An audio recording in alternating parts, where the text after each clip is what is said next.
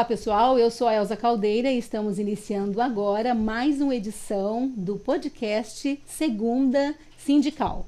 Recebendo hoje aqui em nossos estúdios, com muita honra, os membros do Sindicato dos Bancários de Londrina e região. Começando aqui com o Felipe Pacheco, que é presidente do Sindicato dos Bancários. Felipe, muito obrigado por ter vindo. Eu sei que você é um cara muito ocupado, papai fresco e não tem muito tempo, mas você veio aqui para bater esse papo com a gente. Fiquei bem contente, viu? Seja bem-vindo. Obrigado, Elza. É uma honra estar aqui, representando o Sindicato Bancário de Londrina. Espero que role tudo bem. Eu e meu companheiro Laurito aqui, a gente vai tentar ajudar a compreender esse mundo sindical bancário, né, Lau? Legal. Exatamente. Laurito, prazer também receber você, viu? Meu amigo, parceiraço aí de luta. Muito obrigado por ter vindo. É uma honra estar aqui, né? A gente agradece o convite para poder falar um pouco mais sobre como é a realidade do bancário. Muito legal. Bom, a gente sempre começa, né, os nossos podcasts perguntando um pouco da história de cada um de vocês. Aí dá um tempinho, Felipe, para você falar um pouco da sua trajetória, como que você chegou até esse mundo sindical. Aí depois o Laurito pode falar um pouco também. Tá. Eu entrei na Caixa em 2003, em Campinas, né, e fui filiado lá logo de cara para um sindicato de Campinas, sempre estava atuante lá na minha agência. E logo em seguida que eu entrei, ainda estava no estágio probatório, teve uma greve longa lá, a gente ficou 30 dias, né? E já fui pro piquete, já fizemos uma luta. Depois minha carreira foi rolando, acabou vindo pro Paraná por conta da minha ex-esposa que veio trabalhar para cá. E na agência mesmo, a Dulce, que era uma dirigente do sindicato, ela passava os problemas que nosso sindicato dos bancários estava tendo um racha. E ela me convidou para participar prontamente. Eu aceitei, no início eu achei que ia ficar lá no Conselho Fiscal, na suplência, catando um cavaco, como o Negão disse, mas me convidaram para ser presidente, que foi um susto, né? A gente direto da base para a presidência, mas aceitamos e estamos aí, né? Fui reeleito agora, né? Faz um ano da reeleição e estamos terminando aí esse último mandato, né? A gente só pode ficar 2 na presidência. E esperamos que tenha sido a contento com a confiança que nos passaram. Bacana. E você, Laurito, diretor de formação, né? Mas já está no sindicato há um bom tempo. Vou brincar, né? Nós somos filhotes da Dulce, né? A gente era do mesmo roteiro da Dulce. Exato. E foi através da Dulce que a gente acabou vindo para o sindicato. A Dulce eu conheci no meu tempo de NASF, em 2008, 2009, fazendo a organização dos conselhos locais na região leste. Aí dali ela já ficou observando. E quando ela me encontrou numa conferência regional em Arapoti, ela falou, tu é bancário. É bom saber. Aí quando eu caí aqui na região de Londrina, ela já começou a conversar comigo, e fazendo o convite sempre.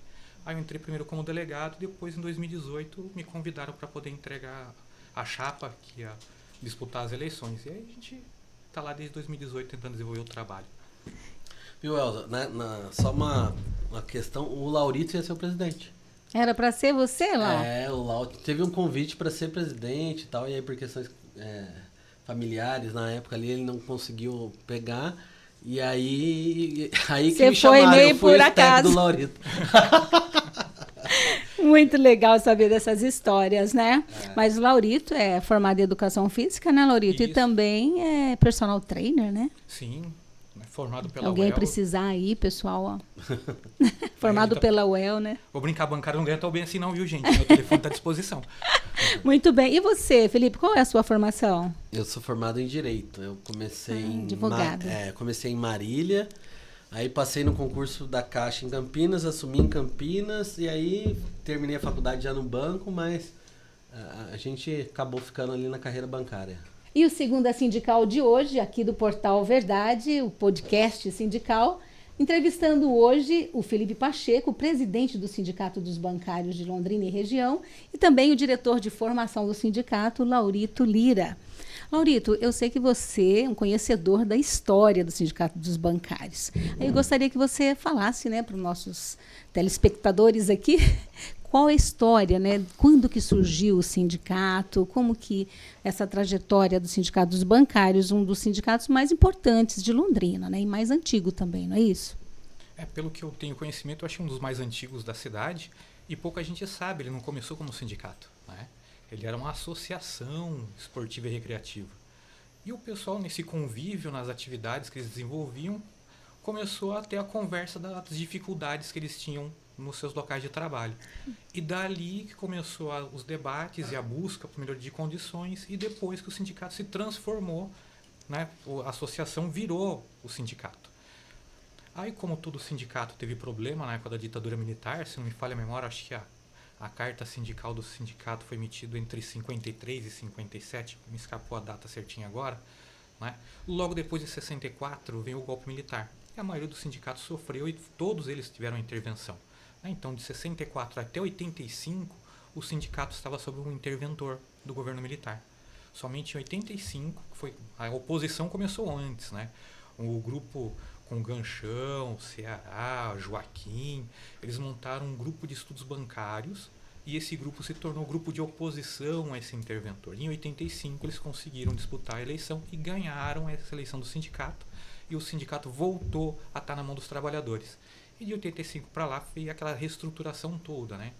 Com a CUT sendo criada, o Partido dos Trabalhadores, aquele fomento grande por busca de direitos, né? As oposições foram aumentando, e os sindicatos bancários, ele trabalhou no estado inteiro para poder voltar à mão dos trabalhadores dos sindicatos.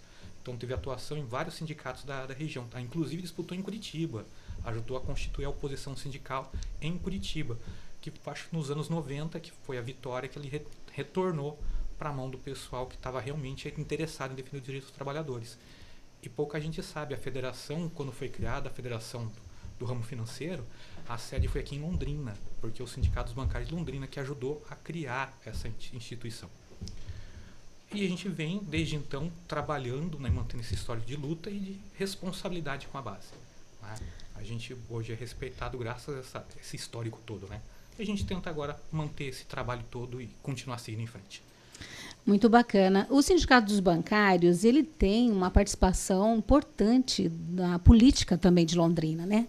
Tanto que a gente sabe que o prefeito Nedson, por exemplo, é bancário, né? Acho que é aposentado agora. Né? É o diretor do sindicato. Diretor do sindicato. Paulo Bernardo, né? Que também tem uma participação política, teve muito mais participação política, mas ainda tem, né?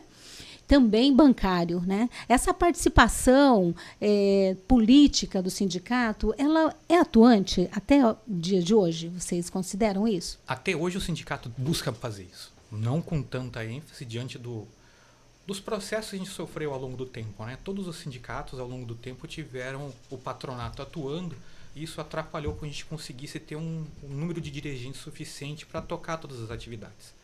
Aí também conseguir fazer todos os aspectos formativos.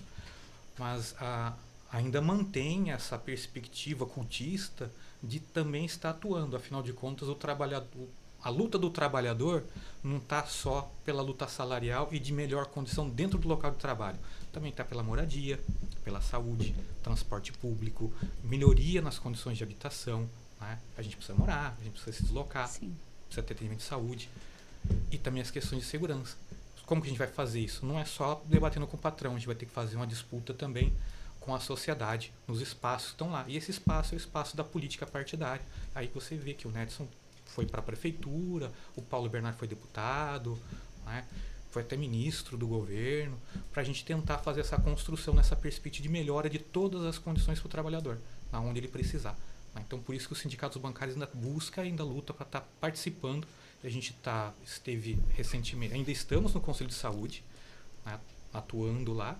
Até o ano passado, como teve a conferência, a gente não conseguiu estar na vaga, mas estava no Conselho da Mulher, né, e no Estado, a Eunice também estava lá, também no Conselho da Mulher no Estado, né, nas disputas políticas pela melhoria das condições para as mulheres e a gente Sim. na saúde. Aí a gente está buscando agora ampliar, né? Através do coletivo de sindicatos. Sim. A gente está procurando também ajudar os outros coletivos nesse debate e ajudar na construção para atuar no trabalho, emprego e renda. Agora vai ter abertura pelo Conselho da Alimentação Alimentar, está tendo as conferências, e mais para o final do ano vem o Conselho da Habitação, que a gente também está tentando trabalhar junto ao coletivo de sindicatos para ampliar essa participação, não só do bancários, mas também dos outros sindicatos. Bom, daqui a pouquinho a gente vai falar mais um pouquinho da participação dos bancários no coletivo de sindicatos de Londrina. Mas agora eu gostaria de que vocês trouxessem para a gente qual é a atual situação, a atual realidade. Fala a verdade para nós. Qual é a atual realidade do trabalhador bancário, Felipe? Parece que não está fácil, né, também, né? Na verdade, a população em geral, eles têm uma visão de que o trabalho do bancário é simples e é confortável.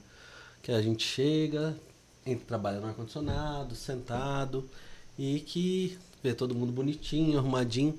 Mas assim, a categoria bancária hoje é uma categoria adoecida. A questão do bancário trabalhar 6 horas antes veio pela questão de trabalhar a questão do numerário, e era uma condição insalubre. Hoje o bancário ele está doente, mas pela questão da saúde mental. A gente teve uma pesquisa recente na Caixa, mais de 50% dos funcionários da Caixa já fizeram uso de algum medicamento por conta de depressão, estresse. E esse cenário se repete, né, também em vários bancos, a gente vê a questão do afastamento. Então, o bancário está adoecido e cansado e sobrecarregado, né? Eu acho que a gente teve a pandemia de Covid ainda que causou, a gente teve muitos cortes agora, os bancos reduzindo.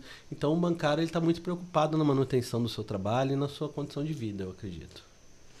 E também tem pontos aí que vocês sempre colocam na imprensa, né? A questão dos protestos, dos fechamentos de agência. Na verdade, hoje diminuiu bastante o número de profissionais nos bancos, né? Se a gente for olhar, nos anos 90 nós tínhamos mais de 10 mil bancários na base. Nós hoje somos pouco mais de 2 mil trabalhadores. Então, eles vêm com a desculpa, a questão da manutenção do emprego. A desculpa é que vem a tecnologia. O pessoal está usando o celular, internet, não é? Então não justifica ter o espaço da agência. Mas quando a gente vai olhar os números, dados, não é essa a realidade. Na verdade, o trabalhador bancário está sendo migrado para um ramo de atividade ainda dentro do setor financeiro, que ele é precarizado, com salário menor e com pouca representatividade. Então, na verdade, a gente está vendo que é um aspecto estratégico de transformação. Inclusive, teve alguns bancos que arejaram a possibilidade de mudar a sua atividade econômica para que não se considere mais bancário. Que é a tal da criação das lojas, a gente está enfrentando agora com o Bradesco, né? Que na cidade já tem, se não me falha a memória, são 4 lojas, né? 4 lojas instaladas. Não tem mais porta giratória, não tem mais caixas e é só para a realização de negócios. E essas lojas estão aonde, Laurito, aqui na cidade? Saúl Elquinde, Avenida São João, a outra... Dentro dos shoppings também? No shopping eu não lembro agora de cabeça. Só chama a loja, mas é um banco. É uma agência mesmo. Você vê lá a mesinha, normal. Tudo bonitinho. Tem até o caixa eletrônico, mas não tem o trabalhador do caixa. Ah, sim. É como se fosse uma terceirização? Não é bem uma terceirização. Porque ele está tentando tirar do banco, de dentro das agências, o usuário. Sim. Ou aquela pessoa... Sai mais barato para ele, fazer, né? Que o objetivo do banco é a diminuir a transação financeira, né? Intermediação de transações financeiras. Mas o banco ele não quer ficar só nesse tipo de atividade e cobrar a tarifa dessa atividade. Ele quer pegar outros aspectos. Vou brincar, que o pessoal foi pagar uma conta, o caixa com certeza deve ter oferecido um título de capitalização. Certamente. Né? O Orocap no Banco do Brasil, o Xcap na Caixa, o PIC do Itaú e por aí vai. Mas, com certeza, não é só a transação. Então ele quer ganhar em outros aspectos. Que eles chamam da questão da fidelização do cliente. Que ele sempre esteja Seguros, lá e sempre esteja consumindo alguma coisa, né, e pagando as tarifas e as taxas para esse tipo de serviço. E nesse aspecto eles estão fazendo o quê? Tira a questão do usuário estar lá dentro, que ocupam a demanda de tempo do bancário, para ele estar atento apenas em fechar negócio. E outros bancos estão vindo nesse sentido. O Banco do Brasil tem pilotos para isso também. Reduziu, se a gente pegar os dados, o Banco do Brasil foi o banco que mais cortou trabalhadores, com os PDVs e as saídas. Sim. E a gente está falando do assédio, né? Essa questão assediosa, o banco também está forçando. Quanto mais assédio a instituição permite que exista, o trabalhador que está lá, ele quer sair. Hoje a gente tem colegas de banco que tem 5 anos que entrou, está pedindo para sair, está dando graças a Deus que sai. Então, não só o PDV, essa forçação de barra com a cobrança de metas e o assédio, também está tirando o pessoal de lá.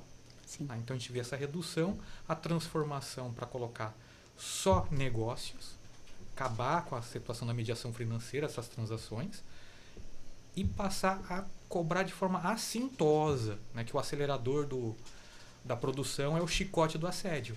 né? E a pessoa fica sem saber se ela acata aquelas ordens, se sujeita àquilo, ou se ela sai. Se ela sair, o salário talvez não seja tão bom, ela se sujeita.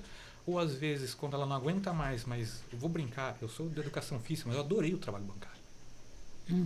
E ela acaba indo para uma outra atividade que é ligada a esse tipo de trabalho, uma financeira, uma cooperativa de crédito, e sai do banco. Mantém um certo padrão de vida e continua fazendo uma atividade ali. Às vezes com um pouco menos de assédio, só que ela fica numa situação mais precarizada, ganhando um pouco menos. Então fica uma berlinda que na cabeça do pessoal fica complicado. Aí que vem a situação do tomar remédios para depressão, ansiedade e os casos de suicídio, que são muito pouco relatados, mas existe muito suicídio dentro do ramo bancário. Né? E no caso da Caixa Econômica e o Banco do Brasil, que sempre fazia concursos, né? Também há muito tempo não tem, né, Laurito? Reposição de pessoal, vai né? corroborar com a ideia, né? Como são bancos estatais, ele depende muito do que o governo pensa para utilizar esses dois bancos enquanto instrumentos, né? Porque são instrumentos de atuação para aplicação das políticas públicas. A Caixa ficou muito tempo com a habitação e o Banco do Brasil com o fomento da indústria e do agronegócio. Quando vêm os governos neoliberais, eles têm a ideia de que não pode ter o banco, porque se tem o banco público, ele está competindo com o privado. Essa que é a desculpa que eles falam. Mas eles atuam em setores diferentes, se a gente for imaginar. O Banco do Brasil estava no interior, Itaú não está no interior. Né? A gente brincava até uma discussão dentro do Banco do Brasil. Antes da criação do SUS e a sua ampliação, existia mais clínica CIP do Brasil do que posto de saúde do Ministério da Saúde, vinculado ao SUS. Né? Só para ver o tamanho que o Banco do Brasil tinha dentro dos rincões. A Caixa, a mesma coisa. E a Caixa tinha... Pouca gente sabe, né? A Caixa, ela recebia dinheiro de escravo. Olha só. Para comprar carta de alforria. Exatamente. Então, é um papel que os bancos privados eles não ocupavam esse tipo de mercado. Então, é uma desculpa que não cola. Tá? Não cola. Quando vem esses governos neoliberais, eles começam a fazer o quê? Diminuir o papel do banco, diminuir a atuação e, consequentemente, também diminuir a contratação, porque eles querem que o pessoal saia. Aí vem os PDVs, eu acho que a Caixa fez quantos nesse período, Felipe? 12 PDVs, agora recente. E tem um para sair, inclusive. A gente já tem previsão de sair mais um PDV agora. Pela Caixa Econômica? A Caixa ela teve um concurso em 2014 e a gente está com uma previsão de concurso agora. A Caixa, na contramão, na verdade, ela está inaugurando. Até o final do ano vai inaugurar 100 agências. E tem a previsão de fazer uma contratação grande agora, né? Olha só. Como mudou o governo e o Laurito disse, muda-se a política, né? A Caixa, que ela foi fatiada aí nesse governo, venderam-se em várias partes da Caixa importante, agora a gente está tentando ir na contramão de fortalecer o banco. Até porque a Caixa, nesse período aí mesmo, com toda essa perda de estrutura, aí a gente teve um papel fundamental no Covid, né? A gente foi o único banco ali que fez o pagamento dos benefícios. Então a Caixa hoje precisa... E a necessidade de pôr mais gente na Caixa para atender a população com qualidade ficou gritante na pandemia agora. Eu vou puxar um pouco a sardinha do Banco do Brasil, também abriu conta poupança para gente, aqui um trabalha, um é da Caixa, outro é do Banco do Brasil. Exato. Então tem essa... É porque ficou muito... Como os bancos privados não atuaram nisso, os bancários de Banco do Brasil e Caixa sofreram muito nesse período da pandemia. Porque vê as alterações, né, da legislação que colocou como trabalho essencial e o pessoal não pôde sair.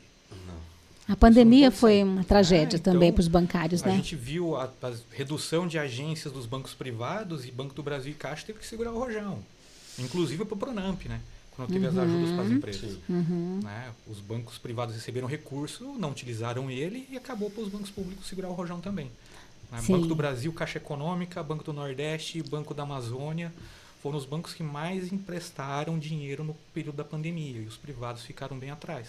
É mais a ver com a história, eles não estão em todo o território e também não há interesse de fazer essa ajuda. Né? Inclusive a Rita divulgou um convênio agora, né, entre todos os bancos públicos, né, a Caixa, Banco do Brasil, BNB, é um sistema de cooperação no atendimento da população.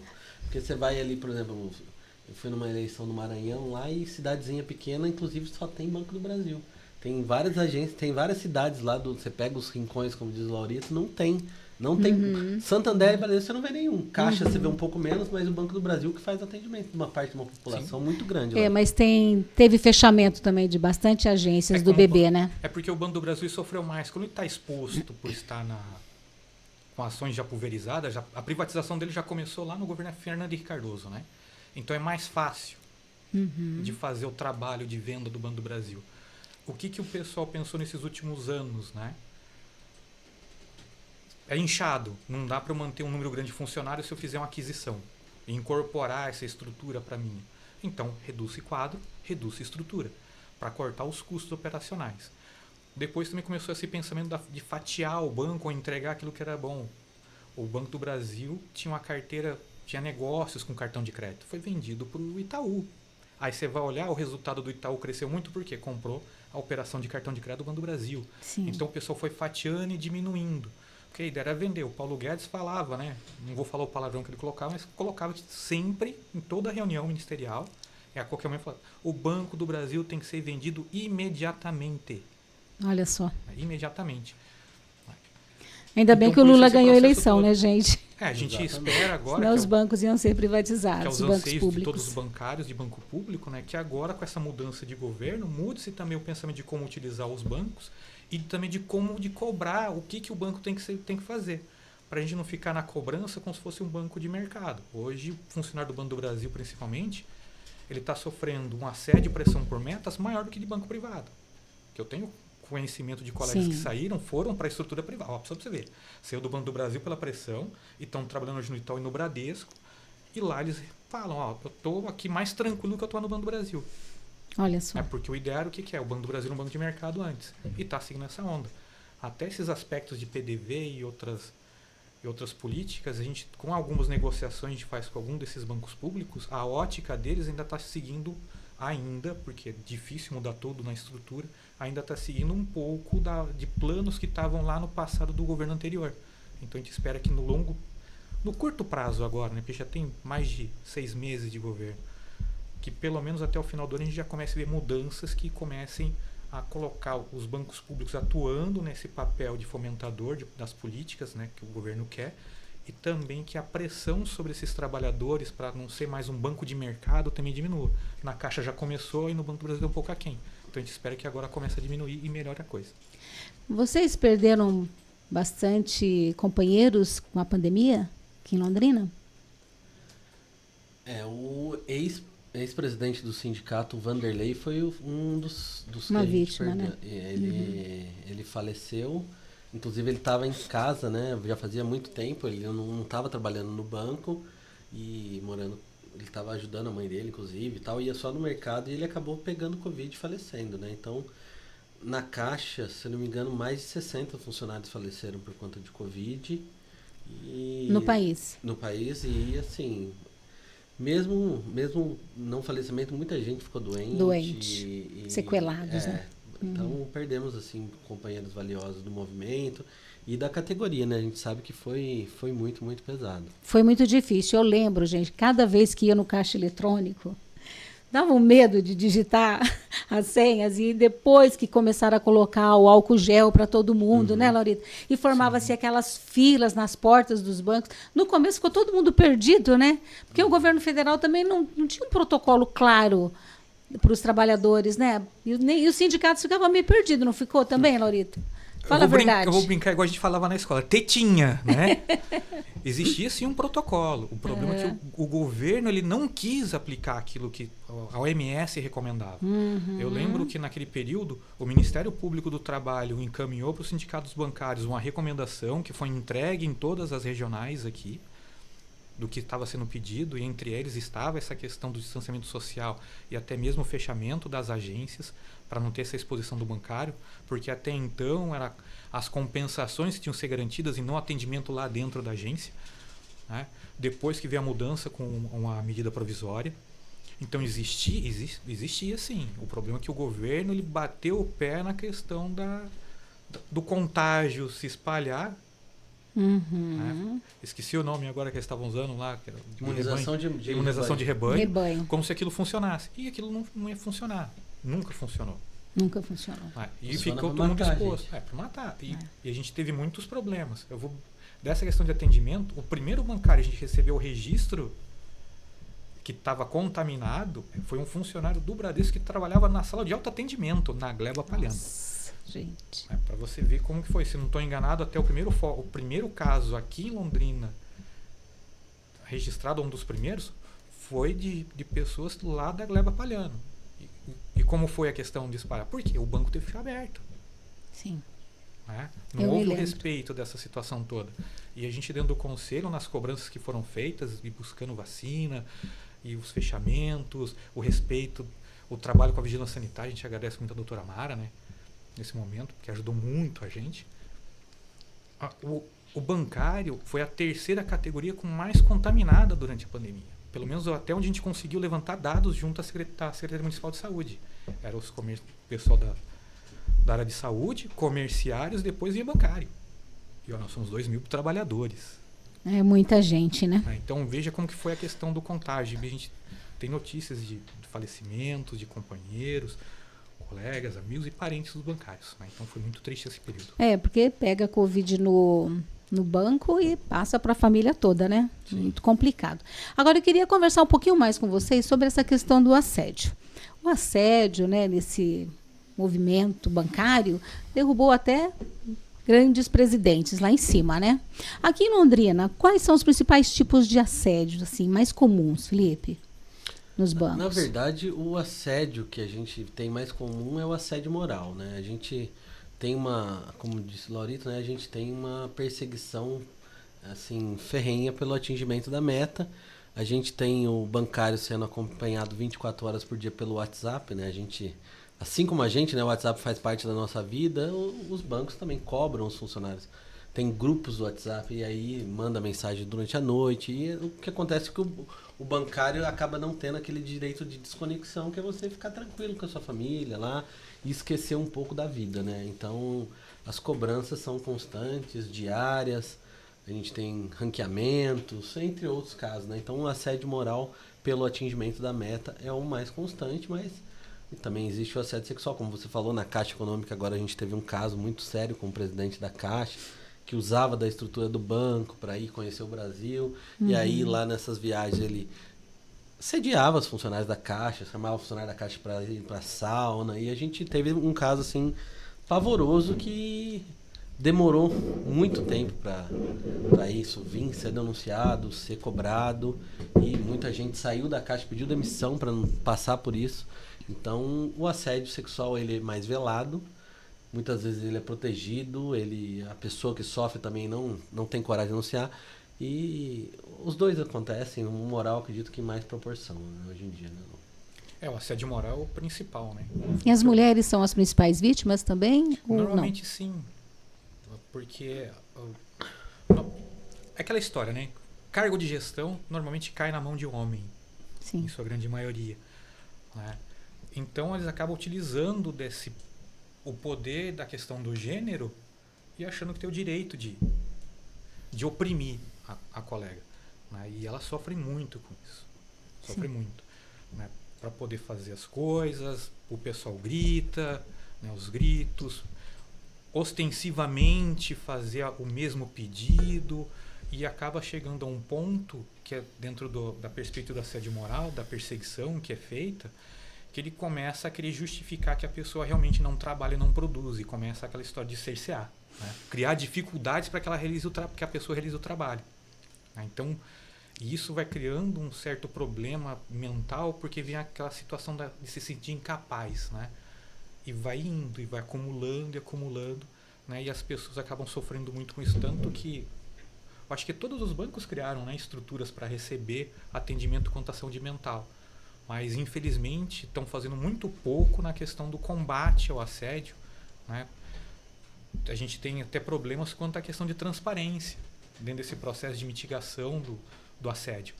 Muitas vezes a pessoa faz a denúncia e, dentro do processo, o assediador acaba sabendo e aumenta a perseguição. Né? Eu vou trazer aqui de memória o que aconteceu com a companheira do Santander. Né? Lá no 2008, se não me falha a memória, que foi o fruto da ação do sindicato que reverteu a multa contra o Santander. Sim. E que produziu para o Ministério Público o recebimento dessa multa e reverteu para a compra do tomógrafo lá do HU. Foi uma situação de assédio. Essa menina cometeu suicídio depois. Que mesmo saindo da região de Londrina, ela continuou sendo assediada pelo banco. Nossa, é muito pesado, né, gente? Então, assim, o assédio, e ele vem nessa onda neoliberal também. E ela sofreu assédio nesse sentido, Laurito? De ter que ter metas? Sim, aí foi feito um dossiê grande, né? Foi feita a denúncia no Ministério Público. Essa menina, a perseguição continuou porque essa menina foi testemunha do sindicato. Então, mesmo que ela saiu depois, o banco continuou perseguindo. E ela acabou cometendo um suicídio. Né? E é engraçado porque a gente, pelos relatos dos companheiros mais antigos dentro do sindicato, nesse processo, em 2008 para cá, o assédio caiu um pouco, porque vem avançando a questão do politicamente correto, né? Você não pode, esse negócio de ser machista, você não pode falar isso, não pode se portar desse jeito, você não pode se comportar assim. Quando vem novamente avançando a extrema-direita, a gente volta agora a ter esses problemas. É de direito do homem cobrar a mulher. Sim. É de direito do superior colocar por cima de quem é o seu subordinado. Né? Como se eles não tivessem que respeitar as mesmas regras e normativos. Né? Porque o assediador ele força, inclusive, o trabalhador a fazer coisas erradas. Porque no desespero de se livrar daquela opressão, ele acaba até cometendo procedimentos errados. E esse tipo de comportamento é feito pelos próprios companheiros do banco, né? Que são forçados a agir assim também. É que tem um comportamento meio eu brinco, né? Até o Cleomar, que é um professor da UEL, ele brincava, a gente se esquece, nós somos animais. Nós somos um grupo social, é um animal social o ser humano. Então, como qualquer animal que vive em bando, quando o macho alfa ele tá batendo no outro, tá oprimindo, os demais se afastam. Sim. Que é o outro problema do assédio. Os companheiros que às vezes veem que a outra pessoa está sendo assediada, ao invés de ajudar o colega ou ir lá na defesa dele, acaba se retraindo para não se tornar a próxima vítima. Sim. O medo, né? É o medo, para se tornar a próxima vítima. Como qualquer animal social faz. Não vou porque está batendo, tem algum problema, então eu saio fora. E às vezes a gente não consegue levantar todos os problemas de assédio, né, Felipe? Justamente por essa falta de denúncia. O primeiro do outro está com medo. E os demais também não querem denunciar porque nesse aspecto social eles acabam querendo se proteger e deixa bater naquele lá que ele esquece de mim. E o espaço para denúncia é o sindicato, né? Exato. O sindicato ele tem um canal de denúncia anônimo, tanto no site quanto o próprio diretor que faz o roteiro, né? O sindicato ele faz o roteiro, pelo menos quinzenalmente tem um diretor lá. E uma denúncia de assédio, o sindicato guarda todo o sigilo, não expõe de maneira nenhuma a pessoa. Sim. E a gente busca combater muito, né? Então, o sindicato também lança campanhas de conscientização e a gente também tenta falar com o próprio gerente, que o primeiro passo quando a gente tem algum caso de assédio é de conversar com o gerente, porque o gerente também é um bancário que às vezes também está tentando garantir o emprego dele e ele não está tendo meios e está, como o Laurito disse, está usando, né, um meio de opressão ali, né? E foi bem falado pelo Laurito, um outro problema que a gente enfrenta é a questão do machismo estrutural, né? A nossa categoria tem um pouquinho mais de mulheres já, mas a gente não vê ela ocupar, assim, vice-presidências, gerentes gerais, gerente de mercado, então ela acaba ocupando só aquela gerência média e é o que mais sofre, na verdade, né? No banco, a questão da pressão para conseguir os resultados. E o trabalho do sindicato não para, né? Porque o que mais tem é denúncia, então. Sim, muita denúncia. Apesar que, se a gente for olhar nesses últimos tempos, até de outras categorias, os trabalhadores estão deixando de fazer essas denúncias, né? Porque os canais de conversa, às vezes, são demorados. Porque conversa, reúne, chama o pessoal do banco, né, que está lidando com a situação do RH, conversa para cá, conversa para lá e puxa e tudo mais. E muitas vezes quem sofre o assédio quer que o assediador saia do local. Não, eu quero que o cara saia, eu quero que troque. Só que o RH dos bancos, qual é o pensamento deles nesse debate todo, nesse trabalho contra o assédio? Eles querem recuperar essa pessoa. Né? Eles querem que ela não tenha mais esse comportamento. Que ela seja... Vamos colocar, ela receba a qualificação e o cuidado suficiente para que ela deixe de ser assediadora, ela seja realmente um colega de trabalho, como é um gestor, aquele que vai orientar e vai ajudar aquele trabalhador a conquistar a meta. Né? E não ser aquele cara que vai usar o chicote para fazer de qualquer maneira que ele cumpra. Né? Então, tem esses dois aspectos que fica difícil. E muitas vezes nisso, o trabalhador acaba entendendo que o trabalho não está sendo feito. E ele acaba buscando a justiça. Né? Ele vai juntando material, às vezes não entrega para o sindicato, muitas vezes a gente não tem o material, que é uma das dificuldades para tratar do assédio. A gente não tem o material para ter a prova daquilo que está acontecendo. Porque, né, vocês estão assistindo aí, ó, gravem quando vocês forem vítimas, guardem material por escrito que é mandado, as mensagens do WhatsApp, guardem tudo, que isso é prova. É prova para a gente poder trabalhar. A pessoa tem que ser corajosa, né, para denunciar. Tem. Não pode ter medo. E ela acaba juntando isso e vai levar para a justiça. Né? A gente teve uma reunião com o Banco do Brasil sobre essa questão de mitigação de risco de passivo trabalhista, né? Do passivo. E uma dessas conversas foi essa situação, que os trabalhadores, em vez de procurar o próprio, porque os bancos também têm, o Itaú chama de ombudsman, nós chamamos de ouvidoria interna, na Caixa não sei como, é ouvidoria interna também, né, Felipe? Na Caixa é corregedoria. Corregedoria na Caixa. Tudo a mesma coisa, né? Cada um dos bancos tem as suas estruturas que o trabalhador pode fazer a denúncia, então não faz dentro da própria instituição, não faz dentro do sindicato e vai buscar direto a justiça. Né? Às vezes ele se acha mais confortável ali, né? Diante dessas últimas conjunturas ali. Mas pode vir buscar o sindicato, sim. A gente está lá trabalhando para isso. Pode ser um pouco demorado, mas como o Felipe colocou, o gestor também é um colega. A gente também precisa entender o porquê que ele está fazendo isso e ajudar ele também a não ser mais um assediador. Porque, afinal de contas, a gente está aqui para defender o emprego. Se ele está sendo oprimido também, por isso que ele está assediando, a gente tem que ajudar ele a se recuperar e se tornar um trabalhador melhor. O que a gente fala muitas vezes é que assim, o trabalhador bancário, o gerente da unidade, ele dança a música que está tocando. E a música que está tocando já faz tempo é realmente da opressão e do chicote. E, na verdade, os bancos gastam milhões aí com a questão da propaganda, da questão social, mas internamente está muito pesado para o bancário, né? A gente está vislumbrando algumas mudanças, porque a mudança nesse cenário político que a gente tem gera outras consequências, né? Então, como o Laurito disse, lá na Caixa a gente tem uma ex-sindicalista presidente agora, uma mulher de origem humilde, colocou outras mulheres também junto com ela para chefiar, e a gente tem uma esperança de que isso tudo melhore, e melhore também o ramo em geral, né?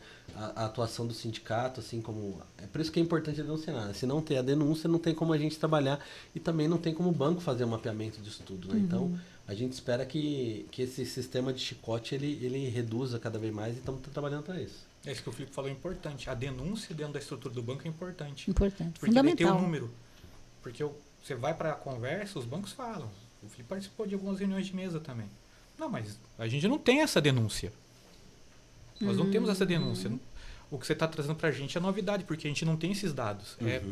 Isso são casos esporádicos que acontecem dentro da estrutura do banco. E, na verdade, a gente sabe que não é. Porque a pessoa acaba deixando de denunciar na estrutura do banco e isso não vira número para ele poder fazer o trabalho. Então, mascara. Né?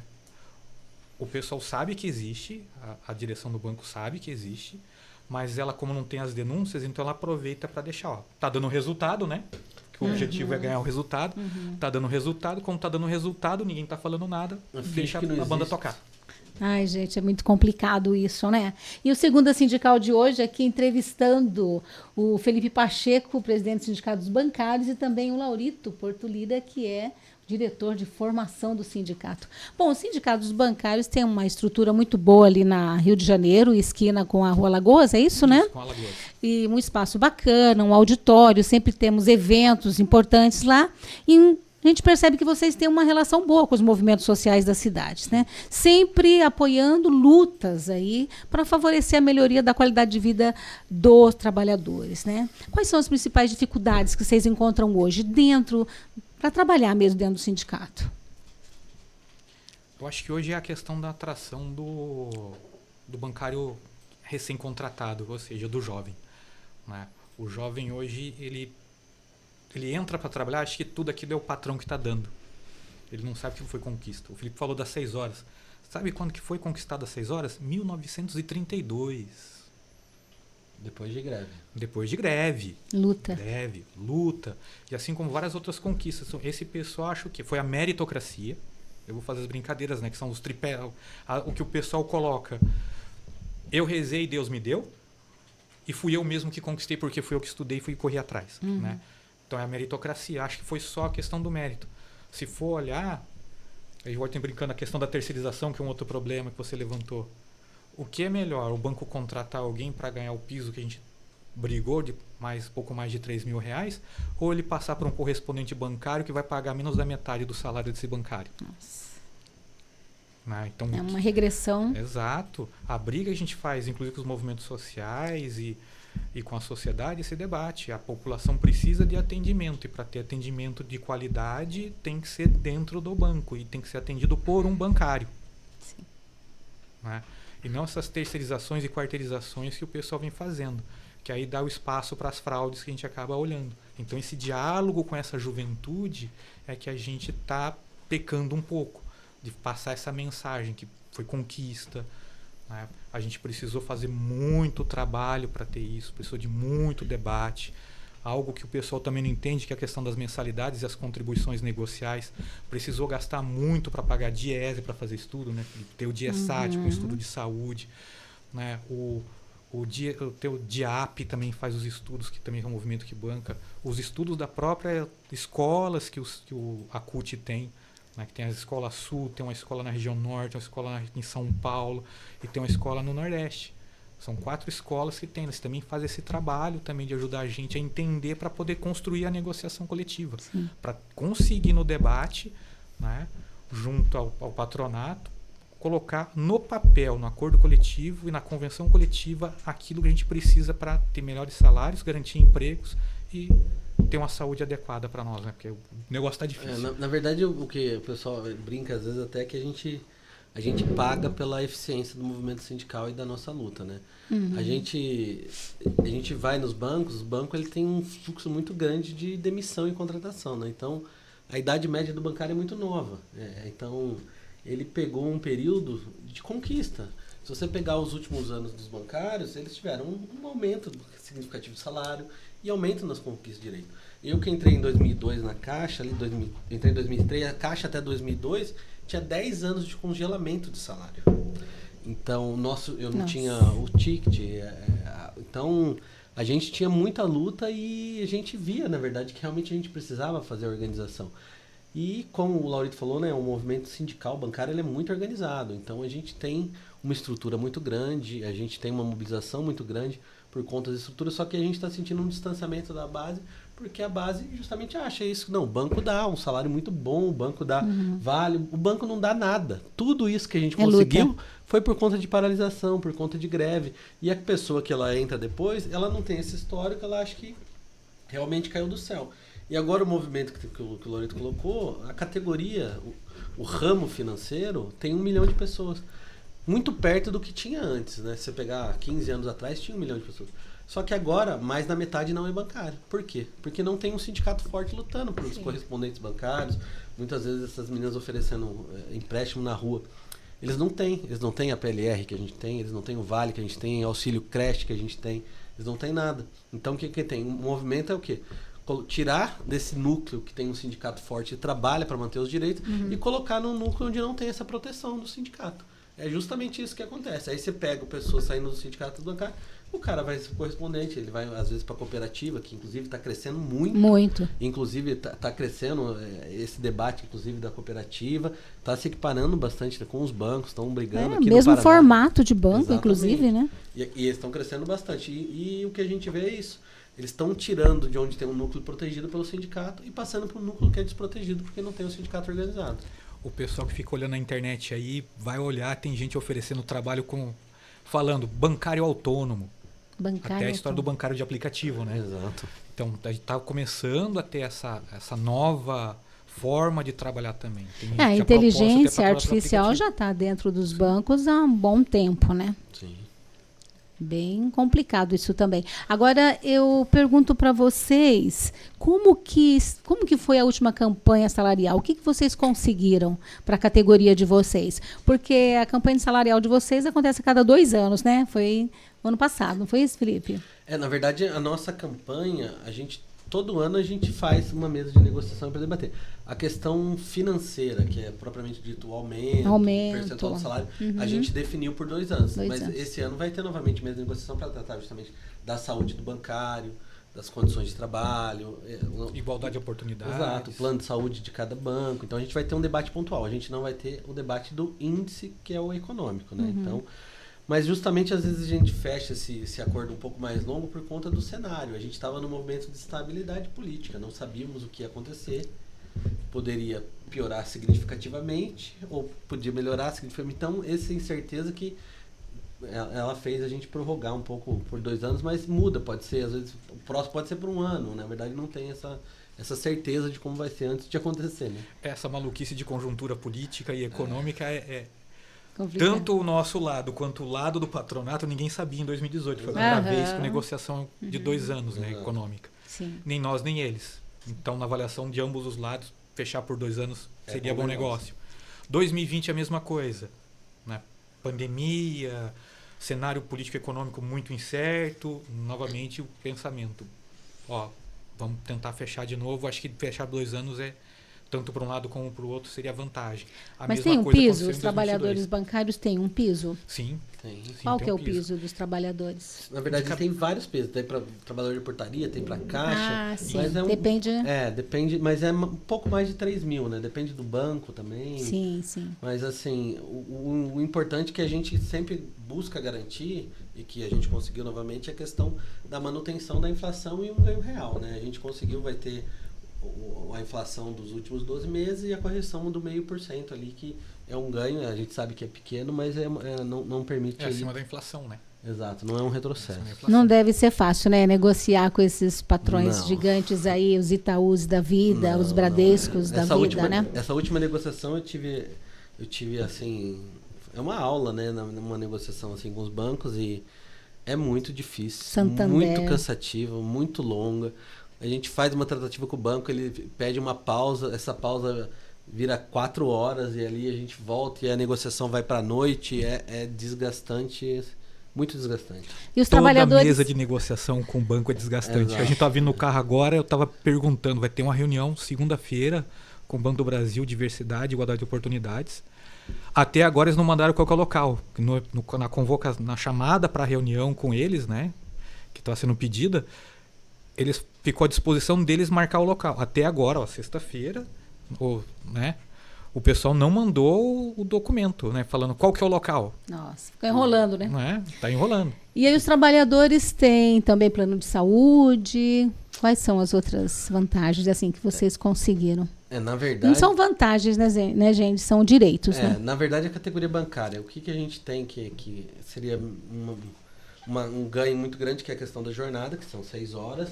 A gente tem um ticket de alimentação, um cartãozinho, que pode ser vale refeição e alimentação, que está 1.800 e alguma coisinha. Em torno de 1.845. Isso. Vale alimentação, que muito bom. É mais, inclusive, do que um piso de algumas categorias. A gente tem o plano de saúde, a gente tem auxílio creche, a gente tem auxílio de instrução em algumas instituições, ajudar a pessoa a fazer.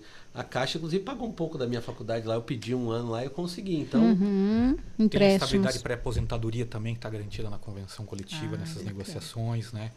Tem os critérios de acordo com o tempo de serviço, mas tem mandando a carta informando que está nesse período bancário também tem o direito da estabilidade pré-aposentadoria.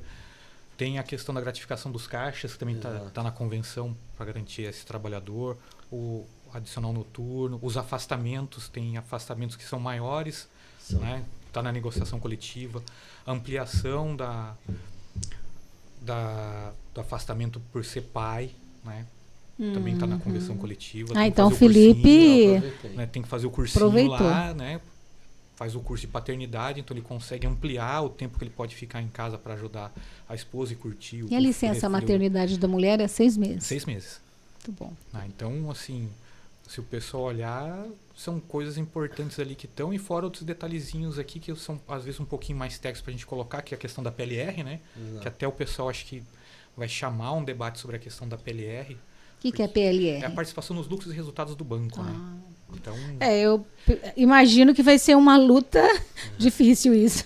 Uma pedreira.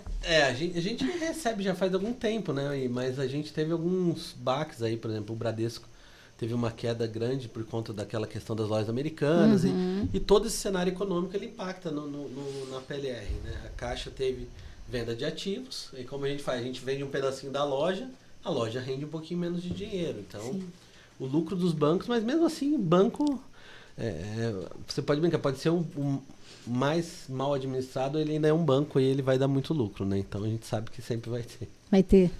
Aí só um colocar um negócio desse do lucro. É só um minutinho. Quanto tempo nós temos? Deu 50 aqui. Tá. Então temos mais 10 minutinhos, depois a gente vai para a última pergunta. Tá. Pode continuar, Lau. Essa história do lucro, quando eles falam do prejuízo em relação ao ano anterior, mas quando olhar lá no documentozinho, é lucro. É que eles não lucraram o que eles queriam, mas é lucro. Sim. Né? Eu acho que teve o caso só do HSBC que teve prejuízo um tempo e pela Convenção Garantia Pagamento de PLR para os trabalhadores, né, que foi um caso assim, sugênis pelo que passou do turbilhão aqui naquele período da Lava Jato e outras operações, né? Mas todos os outros bancos sempre apresentaram resultado positivo. É difícil você ver um banco que não apresentar. Com prejuízo. Vixe. Pessoal, eu queria... Uma dúvida que eu tenho, foi fazer uma pergunta para vocês. Como que esses bancos privados fazem a contratação da equipe deles? Na verdade, o Bradesco ele contrata bastante por indicação, né, Laurita? Eles têm Deve ser muita padrinhagem, né? Mas é mais característico do Bradesco. O Itaú ele usa bastante a questão dos estagiários. Ele coloca aqueles meninos ali no Posso Ajudar e dali ele já tenta aproveitar aquela pessoa, faz o cursinho do CPA 10. E também tem bancos que você pega um bancário do mercado, né? Por exemplo, um bancário é demitido num banco, é contratado no outro, da cooperativa. Ele faz uma prospecção, né? Exato. Ele vê quem está ali no destaque em algum outro banco e acaba fazendo o convite. É porque se você traz um gerente de um banco, você traz muito cliente com ele, né? Tem bancos que pagam uma luva, inclusive, né? O que é o Safra. O Safra, quando ele traz um gerente, ele paga uma luva para trazer o gerente e os clientes dele junto. Então tem também uma questão de roubar um gerente. Você pega um gerente que ele é estourado no mercado, ele vem para cá recebendo luva e traz o clientela junto, né? Então o banco também utiliza desse expediente. Eles acabam contratando até gestores de outros ramos também. Eu acho que aqui na praça teve alguém que foi contratado o Itaú contratou uma menina para fazer uma gerência média ali, que ela não era. Ela era de um sistema de... Não sei se era varejista de mercado, alguma coisa assim, mas aproveitou mesmo de fora. É mais raro, mas também tem. Interessante. E agora também estou sofrendo o contrário, que tem banco de investimento está correndo atrás do pessoal que dá a carteira de investimento dos bancos para levar para esse mercado também. E esses trabalhadores, a maioria sindicaliza no sindicato de vocês? Na verdade, por exemplo, a média de sindicalização do Brasil... O sindicato bancário é a categoria que tem maior índice de sindicalização, né? O pessoal tem mais consciência, você acha? Eu acho que é porque, assim, quando não é uma pessoa muito nova, ou ela percebe realmente que a categoria tem esses benefícios por conta dessa luta longa, né? Então, os sindicatos bancários ele tem um índice de filiação muito, muito alto, né? Então, a gente conversa sempre, claro que nunca vai ter uma filiação de 100%, mas a gente consegue crescer. Os sindicatos bancários de Londrina, quando eu vim, inclusive na diretoria de 2018, o pessoal falou que teve mais de 90%, mas assim, na média o sindicato tem mais de 70% da base filiada, que é muito bom. Né? Sim, é um índice muito bom. As outras categorias dificilmente alcançam um percentual desse. Por isso que a gente consegue essa luta, porque os sindicatos bancários ele tem esse histórico de luta, filiação, né? E também porque para fazer essa luta precisa ter a estrutura, precisa ter o financiamento. E a categoria bancária em geral é uma categoria que você pega os sindicatos geral, são todos estruturados. Tem sede, tem funcionário, pode fazer uma campanha, imprimir material, inclusive ajudar outras lutas, se for possível, a gente também consegue. Maravilha. Segunda Sindical, conversando aqui, já indo para o final do bate-papo com o Felipe Pacheco, presidente do Sindicato dos Bancários de Londrina e região, e também com o Laurito Lira, que é o diretor de formação do sindicato. A gente sabe que agora em julho, dia 8 e dia 10 de julho, foi realizada a conferência de vocês, né? Conferência estadual, né? Exato. E foi realizada em Curitiba e teve uma participação de bastante gente, parece que mais de 200 lideranças sindicais. O que deu para se extrair desse encontro, Felipe? Muita gente até discutia da utilidade da gente fazer um encontro desse, porque ele desloca muita gente para Curitiba, tem despesas de hotel, de transporte, mas inclusive levar os palestrantes, montar a estrutura, e sem ter a questão do debate do índice. Mas é importante porque sempre que tem uma questão dessa, é uma formação, né? Ele alimenta de conhecimento o pessoal que vai, né? E também um pouco de energia, né? A gente troca um pouco com cada um lá e a gente sai um pouco mais animado, né? A gente teve mesas muito boas. Um dos desafios muito grandes do movimento sindical é a questão da comunicação. Por exemplo, um podcast igual esse, você pega no movimento bancário, a gente tem muito poucos ainda, né? Eu acho que só São Paulo faz. Nossa. Exato. Então, a gente precisa vencer essa barreira do jornalzinho, porque o movimento sindical, muitos anos é o jornalzinho. Um jornalzinho. E a gente sabe que o bancário... Impresso ainda, né? Entregando na agência. A gente ainda entrega o jornalzinho, ainda mais como um meio de ter contato com a base. Mas a gente sabe que o bancário ele se informa pelo celular, pelo Instagram. Inclusive, até tá migrando o Facebook para o Instagram e já está indo para o TikTok. Então, é uma coisa que está muito rápida. E o movimento sindical precisa ganhar isso aí. O Júnior, que é nosso secretário lá da nossa federação da imprensa, ele está correndo atrás. A gente está crescendo muito nisso. A gente teve debates também sobre o ramo, como a gente conversou aqui, e também sobre a reforma, né? E o Laurito também pode me ajudar nesse debate aí. É porque igual ele falou, todo mundo acha que não tem necessidade de debater, mas o movimento sindical, com esse aspecto comunicacional, a capilaridade de informação e de comunicação que a gente pode fazer através dos sindicatos é enorme. Se for olhar os sindicatos enquanto veículos de comunicação, é maior do que qualquer rede de jornal, rádio ou televisão. O problema é as pessoas entenderem que a gente tem que parar de informar, né? A gente só informa, a gente não exerce a comunicação. Porque o processo de comunicação tem uma troca. Sim. Né? E a gente não está conseguindo fazer isso pelos outros meios. A gente é muito bom no tete-a-tete. Né? Usa o jornalzinho, vai lá, conversa, troca as informações, às vezes tira dúvida ali, às vezes até convence a pessoa da importância de algumas coisas.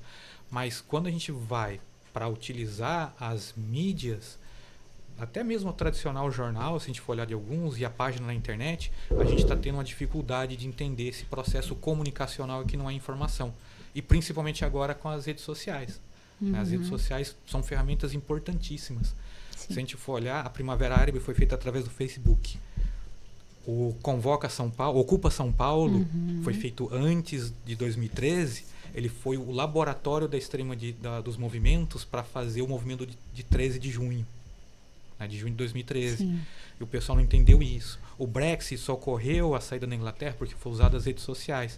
E aqui a gente viu como foi a extrema-direita com a eleição em 2018, utilizando redes sociais. Então a gente... Eles deram um banho na gente. Deram um banho. Uhum. E são coisas engraçadas, que não dá tempo, tem coisas engraçadas de pesquisa que o pessoal tem feito. E a gente não está sabendo o principal problema qual que é. A gente informa muito bem. Sindicatos e partidos de esquerda e movimentos sociais usam muito a rede social. Só que a gente usa como informação, mas a gente não consegue fazer a comunicação. Quem conseguiu fazer a comunicação foi o pessoal da direita, né, nesses tipos de movimento. E vou colocar aí os bancos e outras estruturas patronais utilizam muito bem isso também para fazer esse convencimento. A gente está brincando esses dias no sindicato, né? Eu sou de Osasco. O sonho de qualquer criança em Osasco era entrar na Fundação Bradesco para estudar lá na Cidade de Deus para se tornar alguém. Né? Então, olha o poder de convencimento que esse pessoal tem no poder comunicacional. Imagina o que eles não fazem com esse poder da Fundação Bradesco para fazer esse aspecto educacional. E outras coisas que eles acabam fomentando. Então, a gente precisa realmente aprender isso. E fora a questão do debate do que é importante da questão política, como você falou atrás, né, da atuação. Nós estamos hoje em pauta a discussão da reforma tributária, mas do jeito que ela está caminhando, como a gente vai conseguir conversar com a nossa base, com os demais trabalhadores, da importância da gente pautar que essa reforma tributária ela seja progressiva e que ela garanta saúde, educação, e o que o pessoal não pensa com essa reforma tributária que está sendo feita, até a aposentadoria pode estar em risco, do jeito que estão fazendo as mexidas no Congresso Nacional. Pode ficar sem recurso para a Previdência Social, a gente ficar sem aposentadoria e outras questões da Seguridade Social. Então, foi o que norteou o debate. A gente fazer essa parte da política, também melhorar a nossa comunicação e garantir a presença de negros, mulheres, LGBTQIA+, pessoas com deficiência dentro, né? Até a Caixa, a gente ganhou uma ação contra a Caixa fez o concurso contratando, o Banco do Brasil também está contratando agora, teve que incluir PCDs. Tá? Então a gente precisa entender o papel comunicacional para a gente conseguir fazer o nosso trabalho. E isso passa pelo uso das redes sociais. Nossa, gente, está muito bacana a nossa conversa, pena que a gente está chegando no final, né? Já deu praticamente 1 hora que nós estamos aqui batendo um papo.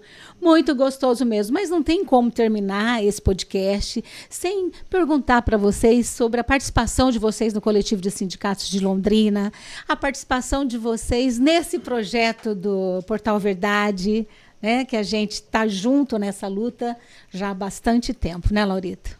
Exato, tem uma longa caminhada já e muito esforço, né, de construção junto com o pessoal do coletivo.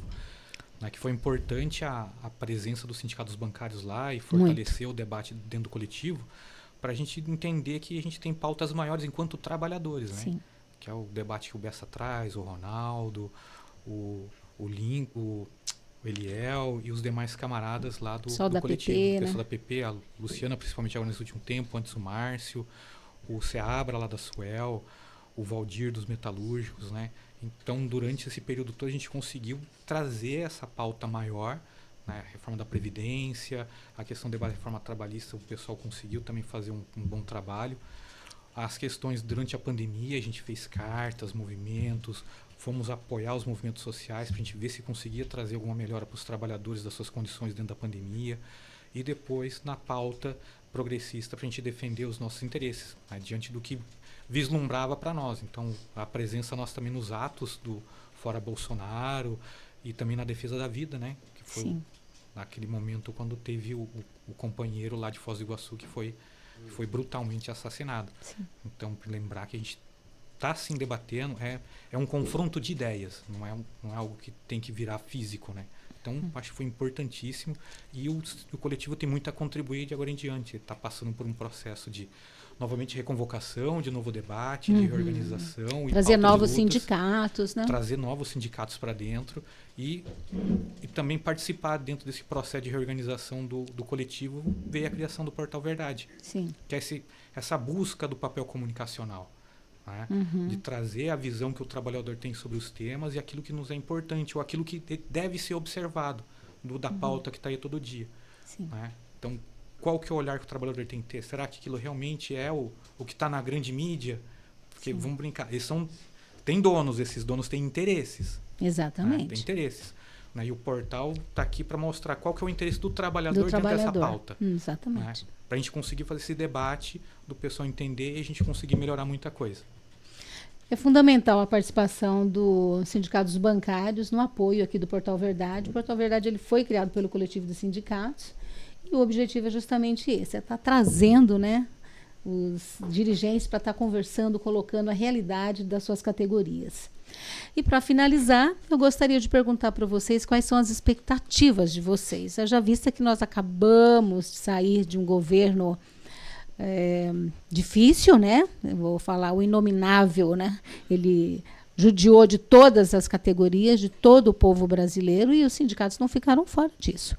A partir do momento que o governo do Lula assume, quais são as expectativas de vocês a partir de agora? Bom, a expectativa é a melhor possível, né? A gente está muito... Depois de tanto que a gente trabalhou. A gente ficou muito feliz, né? Não posso dizer nada diferente disso.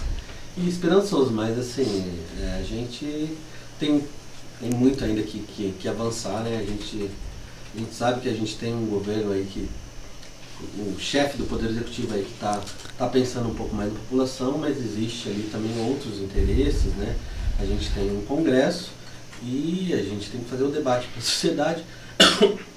O sindicato ainda tem o seu papel de cobrar e a gente vai continuar cobrando, vai apoiar ainda as questões sociais, porque a gente tem que ganhar ainda as mentes e os corações, né, como dizem, porque a gente sabe que aqui, principalmente no Paraná, onde a gente está, essa guerra de ideias ainda a gente está perdendo ela, né? A gente precisa melhorar muito na nossa comunicação, como diz o Laurito, ouvir também e fazer esse debate para melhorar também a convivência, né? A gente tem, como foi dito, famílias brigando, a gente tem amigos que não estão se dando pela questão política e muito disso a gente pode resolver com um debate amigável e com a verdade, né? A verdade prevalece, né? A gente tem muita fake news, muita coisa ruim que foi dita, e a gente quer a paz, uma sociedade melhor e mais calma para todos aí. E você, Lau? Eu sou mais pragmático, né? Então, a expectativa que eu tenho é de cada vez mais trabalho, né, na construção do diálogo. O Felipe trouxe a questão da palavra verdade, né? A gente só constrói a verdade através dos diversos olhares. E para isso entender diálogo. Então, sem a gente trabalhar para construir esse diálogo, vai ser difícil.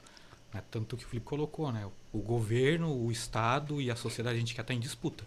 Se nós não conseguimos dialogar com todo mundo para construir uma sociedade melhor, um Estado melhor e um país melhor, a gente vai estar em guerra constantemente. E essa animosidade, que eu acho que é a expectativa boa que a gente tem, é que com uma nova onda que o governo Lula tem trazido agora, vocês podem conversar, que a gente melhore esse diálogo e a gente possa realmente dialogar e não nos confrontarmos dentro das mesas e nas casas de casa. É verdade isso. Bom, pessoal, nós terminamos aqui o nosso podcast. Quero agradecer a participação de vocês aqui. Um minutinho para as considerações finais do Laurito, Felipe. Eu fico mais uma vez agradecido de estar, né, participando e trazendo um pouquinho do que a gente tem enfrentado lá dentro do sindicato e o que a categoria enfrenta e tentar ajudar na contribuição do debate para a gente fazer um local de trabalho melhor e uma sociedade melhor. Participar desse processo, isso, né, Laurito? Efetivamente, né? Você. Eu queria agradecer a Elza, Portal Verdade, como foi dito, aí é um canal que a gente tem com um olhar também um pouco mais do trabalhador. Também junto no coletivo a Elza ajuda muito a gente lá, né? A gente sempre tá tentando trazer mais gente, trazer um movimento social. Parceiraça. Exato. E agradecer muito o Laurito. O Laurito, a gente tem umas demandas no sindicato que infelizmente eu não consigo atender, e o Laurito está representando o sindicato dos bancários lá no coletivo já faz algum tempo. Sim. Nos movimentos, na secretaria. E representando muito bem. Exatamente, o Laurito nos representa muito bem lá no Fico lisonjeado. O sindicato bancário fica orgulhoso de ter o Laurito lá. E estamos esperando no futuro aí, quem sabe na próxima ele consegue aceitar o convite para me substituir, e é mais que merecido. Nós estamos torcendo para isso. Bom, pessoal, nós estamos terminando o nosso Segunda Sindical de hoje e na semana que vem a gente volta, né, com mais um programa, mais um podcast para vocês. Até lá!